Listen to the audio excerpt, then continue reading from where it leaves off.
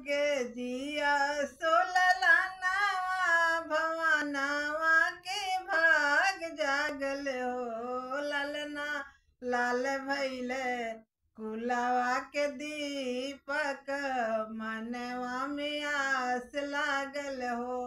ललना लाल भैले कुलावा के दीपक मनवा में आस लागल हो।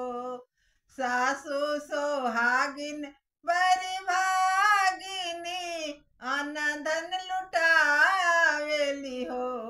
ललना दुआरा पर बाजला बधाई आया अंगनवा उठ सोहर हो।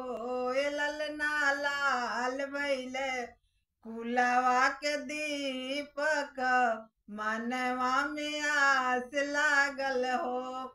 नाची नाची गावे लीन नदिया ललना के खेलावेली हो। ललना रसी रसी रती हुली चलावेली रंग बरसावेली हो। ललना रही रही टिहुली चलावेली रंग बरसावेली हो।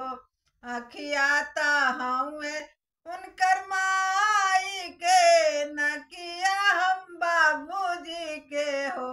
ललना मुखेरा चंदवा सुरुजावा के सगरे अजोर भैले हो। ललना लाल भैले कुलावा के दीपक मनवा में आस लागल हो।